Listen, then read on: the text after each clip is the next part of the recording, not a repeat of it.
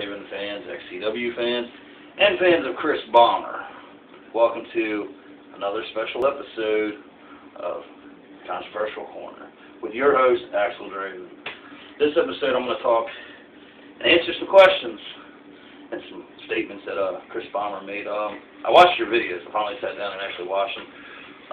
You're a pretty funny guy, man. I'd actually like to have you on my show, and maybe me and you could go back and forth arguing about different wrestling spots and things. But the big thing I want to get to, Chris, the drug thing, that was true. I mean, that's not a storyline gimmick. You can ask some of my close friends. I really was wrapped up in drugs pretty bad. Derek should have known that. I told Derek numerous times. Howard, on the other hand, I had no clue that, when all the stuff was going down, that Howard was calling Derek. If need be, if that's what was being said, because I was told different things. The thing about Izzy, the whole Izzy insane washed up thing, that wasn't me or Michael. Izzy's the one that approached me about it. The Bret Hart thing, I never once told Derek, told you, told Matt, told Twitch, told anybody that I could bring Bret Hart in. I did say that if we had $800, we could bring Marcus Bagwell in. And that is still true. If you had $800, you could bring him in. I have the man's number. I've done shit with him. It is what it is.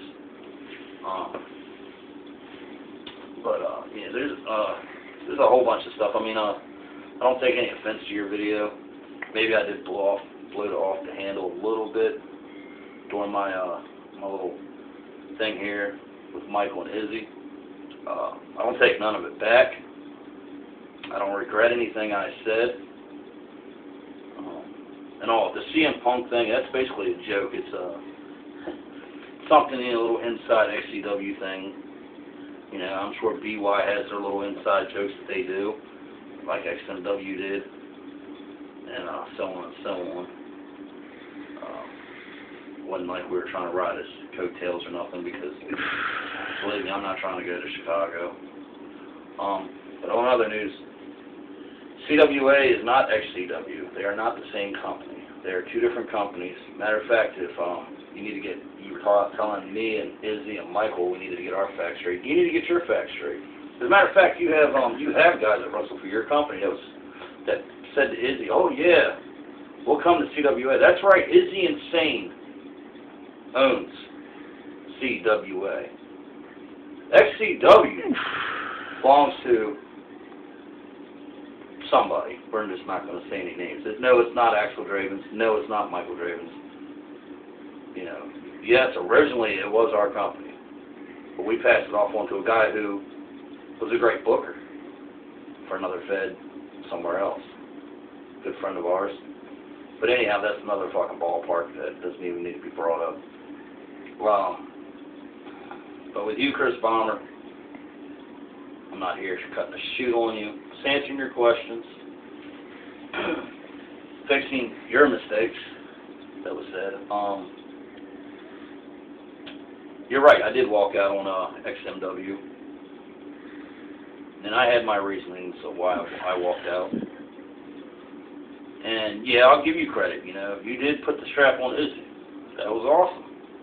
That was actually probably one of the best moments I can remember in XMW is when Izzy called me that day, and I was too busy nodding out on my couch, and he tells me that he finally became the world champion over there. That was a good XMW moment for me.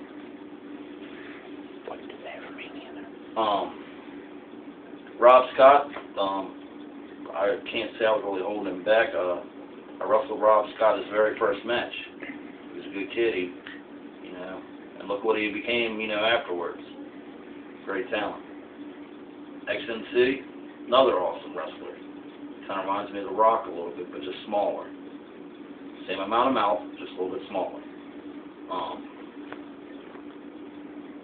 There's Matt. Matt was a great booker.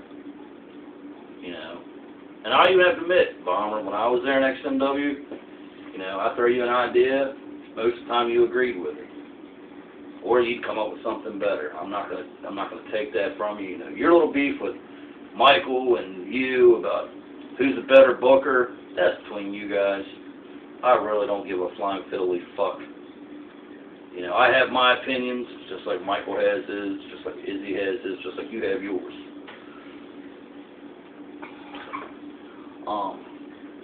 But all out honesty, I would like for you to, you know, maybe we sit down and do our own little show.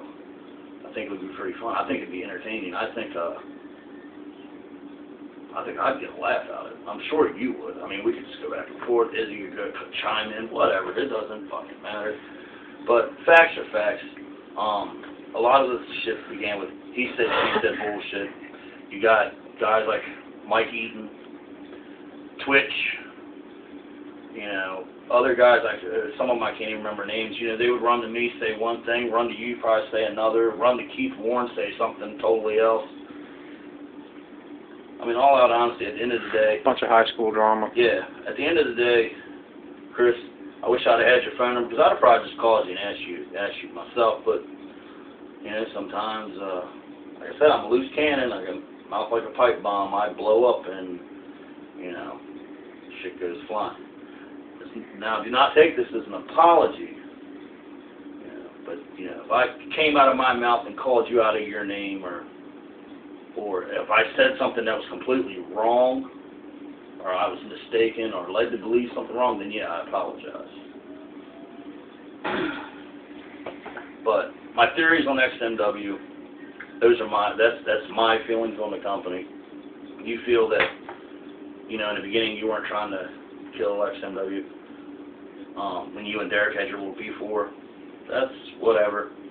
You know, yeah, you came in and you helped bring in, you know, you brought your boys in or whatever, and it kind of built it up. But a lot of the old XMW guys stopped having fun. That's why they left.